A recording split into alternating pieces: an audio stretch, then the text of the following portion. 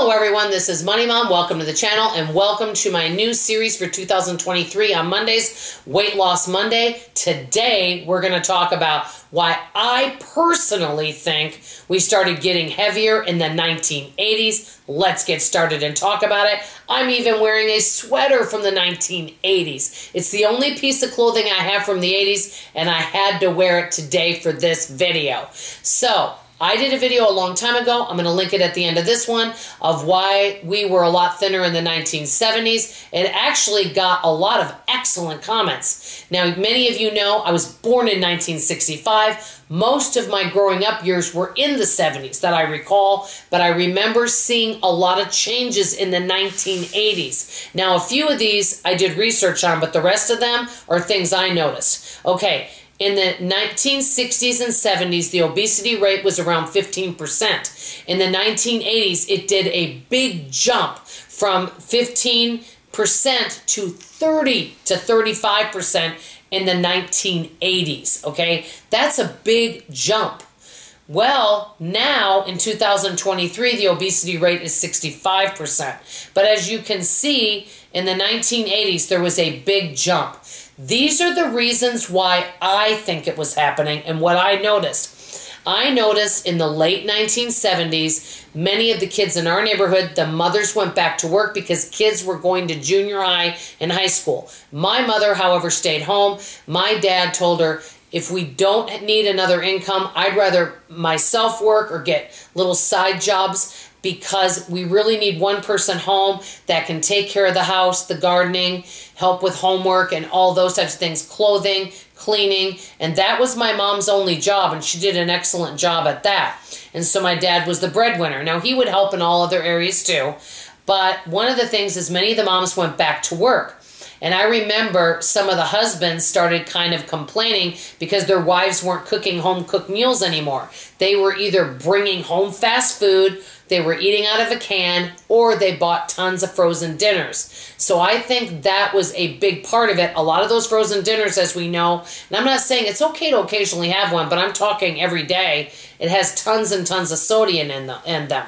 And one dinner could have your whole daily allotment of sodium.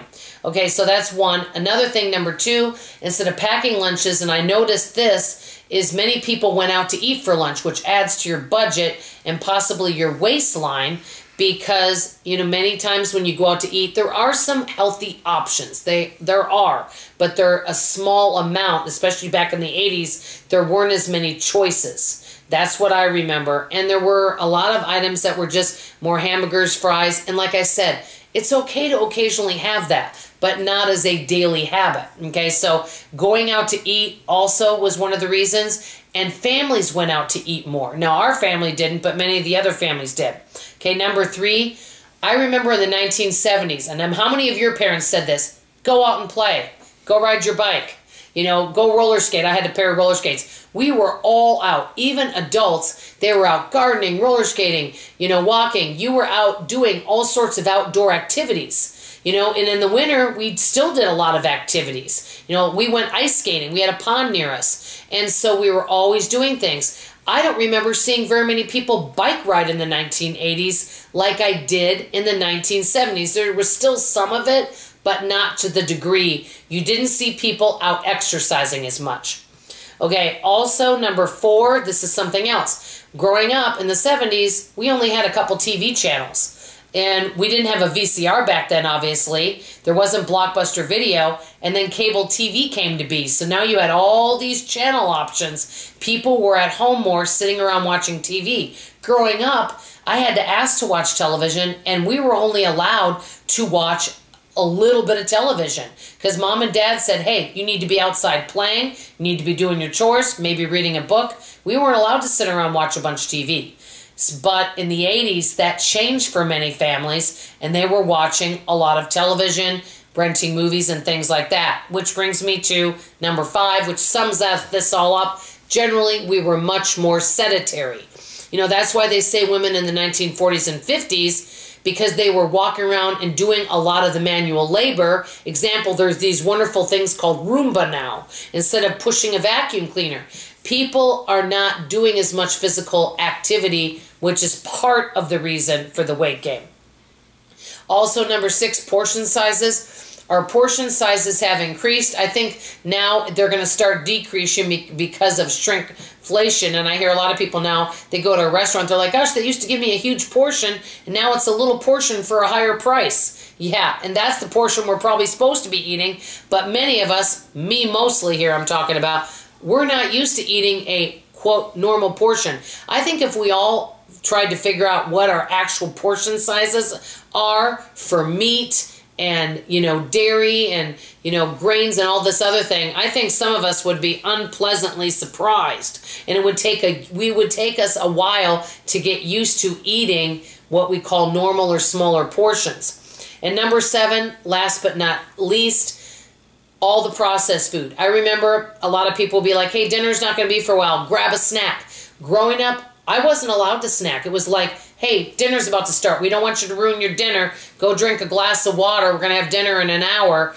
We basically eat your 3 squares, and then maybe sometimes at night, if we were watching Cher or Carol Burnett, my dad would make some popcorn with a little salt on it, and we'd sit around and have popcorn and water, okay? We didn't have Kool-Aid at our house. You know, a lot of the families did. We did not. So we ate just a little bit of the, you know, we had to ask for a snack. But back in the 80s, there were all these snack foods were coming out. And even supposedly healthy ones that were considered low fat.